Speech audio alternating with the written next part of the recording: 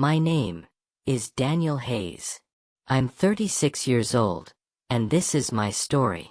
I sit inside this lifeless cell, counting not the years I've lost, but the faces I've never seen. The world outside has moved on without me. People talk about punishment, about justice, but they never tell you about silence. And believe me, silence can be deadlier than prison bars. You see, when the judge slammed his gavel and gave me life in prison, I thought the worst was over. I thought, at least my family will stand by me. At least they'll visit me. At least they'll remind me that I'm not forgotten. But I was wrong. Not once. Not a single time did my family step inside these walls. Not once did they write me a letter. Not once did I hear my name in the visitor's room. And that broke me more than the sentence itself. I wasn't born into darkness. I wasn't born behind bars. I had a home. I had a mother who kissed my forehead before school. I had a father who shook my hand like I was already a man.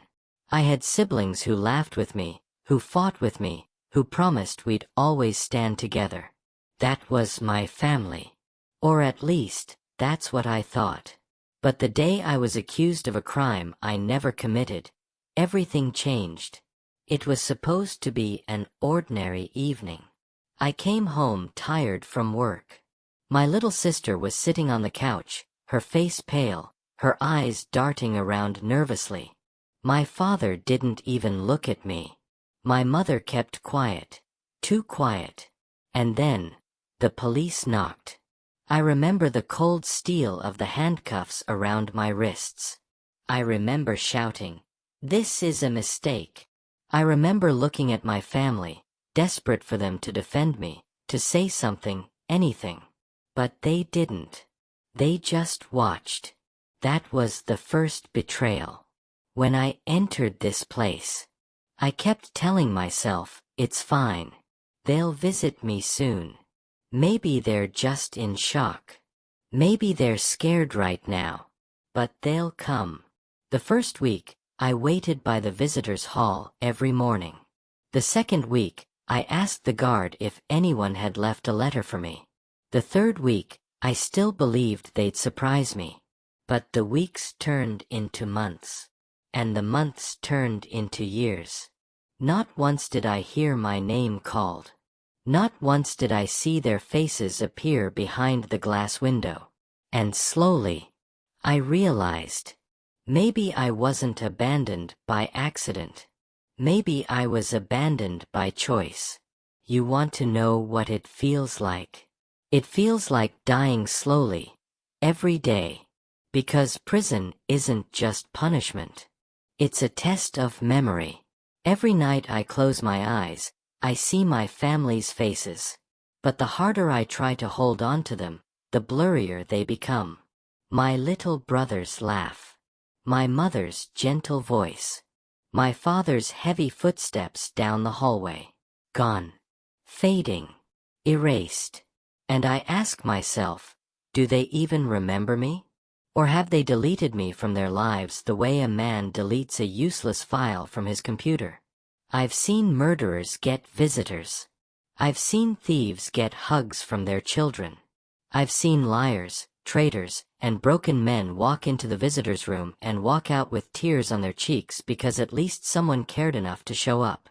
But me. Nothing. It's as if I died the day I walked into this prison, and my family decided to bury me without a grave. But here's the truth I never told anyone. I know why they never came. And it wasn't just fear. It wasn't just shame. It was something darker. Something deeper. Something that made me realize my own blood had cut me out of their story forever. And the worst part? I still don't know if I can forgive them. You know, people say blood is thicker than water. That no matter what happens, family stands by you. But when your own blood turns cold, when the people you trusted most pretend you don't exist, you realize something painful. Blood may be thicker, but betrayal cuts deeper. For years, I wondered why they never came. Why my mother never showed her face. Why my siblings never picked up a pen to write even a single letter. And then, one night, I found the answer. It was during yard time. The prison yard is always full of noise. Men shouting, deals being made, threats flying in the air. But amidst all the chaos, a man named Raymond, a lifer like me, leaned close and whispered something that froze my blood. "Your family isn't afraid of you, Daniel," he said. "They're ashamed. They think you belong here. And some of them wanted you here." I laughed in disbelief. "That's not true. My mother would never." But the look in his eyes told me otherwise. And slowly, the puzzle began to make sense. Before my arrest, my life wasn't perfect. I had debts, small mistakes, but nothing close to the crime they accused me of. The night before I was taken, my father had a heated conversation with someone in our living room. I couldn't hear all the words, but I caught one sentence that haunts me even now. "Daniel will take the fall." I brushed it off back then, thinking I misheard. But looking back, maybe I didn't. Because when the trial began, my family didn't defend me. They didn't hire a lawyer. They didn't fight for me. They stayed silent. And silence was enough to bury me alive. I remember my first Christmas inside. The prison decorated a fake tree in the corner of the visitors' room. Other men's families came with small gifts, cookies, hugs filled with tears. And me. I sat alone. Every time the guard called out a name, my heart jumped. But it was never mine. The worst part wasn't being alone. The worst part was knowing I wasn't forgotten by mistake. I was ignored on purpose. Imagine that. Sitting in a room full of love, while realizing your own family chose to erase you from their lives. That kind of loneliness, it scars you in ways no prison shank ever could. One night, I sat on my bunk, staring at the ceiling, asking myself over and over, what did I do to deserve this? I wasn't perfect, but I wasn't a monster. I didn't kill anyone. I didn't ruin their lives. So why would my own mother turn her back on me? And then the guard walked by, dropped a newspaper through the bars.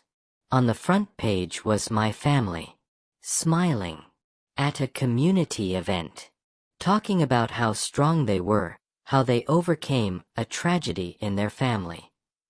A tragedy. That's what they called me. I wasn't a son anymore. I wasn't a brother anymore. I was their shame. That was the moment something inside me cracked. Because betrayal doesn't just hurt. It changes you. It makes you colder. It makes you stronger in ways you don't want to be. And as I lay there on that hard prison mattress, one thought burned inside me like fire. If they could erase me, then I could erase the love I once had for them. The suspense, a new voice inside. But here's the thing about prison. You don't just lose the outside world. You gain voices inside your head. And my voice said, Daniel, you've been forgotten. But you will not stay forgotten. One day, you'll have your chance. One day, you'll make them remember. And that was the night I stopped waiting for visitors. That was the night I stopped hoping for letters. That was the night I buried my old self. Because if my family had chosen to let me rot, then I had to choose something else. But revenge isn't simple. Revenge doesn't come overnight. It starts small. With whispers. With alliances in the dark. With promises made in blood. And I was ready to make them all. Because if my family had left me to die in here, I would rise from these walls stronger than ever. And when I did, the world would know the truth they tried so hard to bury. You know, Years inside these walls can kill you. But sometimes, they forge you into something stronger than you ever imagined. I entered this prison as a broken man, abandoned, betrayed, erased. But now, I wasn't broken anymore. I was sharpened, hardened, like a blade forged in fire. And my fire was fueled by one thing: the family that never came for me. It started with chaos. One night, the alarms blared, a riot broke out in C Block. Fists flew, shanks flashed, men screamed. And in the middle of it, I found myself face to face with Raymond, the same man who once whispered the truth about my family. He looked at me through the smoke, through the madness, and he said, "Daniel, this is your chance. You either get swallowed by this place, or you rise." I don't know what took over me that night. Maybe rage. Maybe the years of silence. But I fought.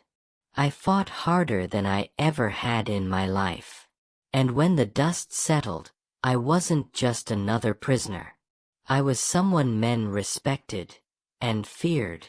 For the first time in years, I felt like I had power again.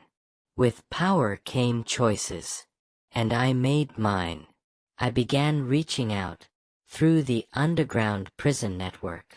Letters smuggled out, whispers carried across states. If my family had erased me, I would remind them I was alive. One by one, secrets started to return to me. Documents, voices, witnesses. Proof that I was set up. Proof that my own blood had stood aside and let me rot. The truth wasn't just enough to free me. It was enough to burn them. But here's the part they don't tell you about revenge. At night, when the cell goes dark, when the noise dies down, all you're left with are your memories. And mine. My mother's voice, saying I was her son. My sister's laugh, when we were kids. My father's promise, that family always comes first.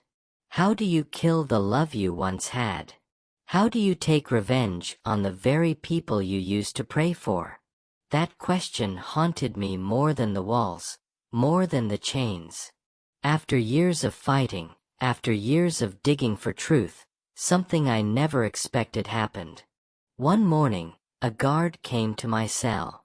"Pack your things," he said. I thought it was another cruel joke. But it wasn't. The appeal had gone through. The lies had cracked. The chains were finally breaking. I was free. But freedom felt strange. Because when I stepped outside those gates, there was no one waiting for me. No hugs. No family. Just silence. And that silence told me everything.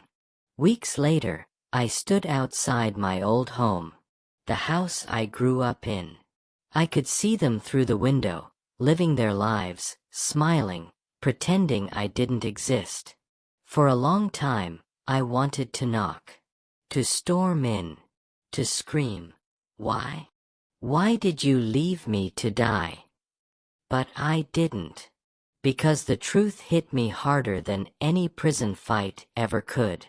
They had already killed me years ago. Not with guns. Not with knives. But with silence.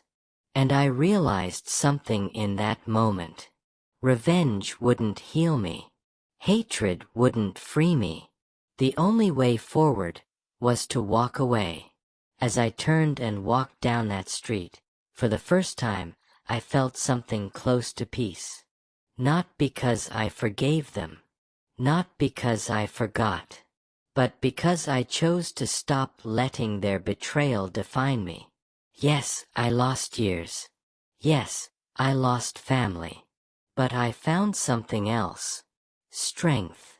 The kind of strength that only comes when you've been buried alive, and still manage to climb out. And now, I live not for them, But for me, my name is Daniel Hayes. I was sentenced to life. But, in truth, I was given a second chance. And I've learned one painful, powerful lesson. Sometimes family isn't blood.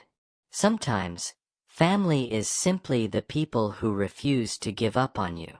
And if you're listening to this right now, don't stay silent. Don't turn away from those you love. Because silence can be the sharpest weapon of all. If this story touched you, I want to hear from you. Have you ever been betrayed by someone you trusted the most? Comment your thoughts below, because maybe, just maybe, your story will help someone else feel less alone. And don't forget, like this video, share it, and subscribe for more stories that reveal the truths we often keep buried.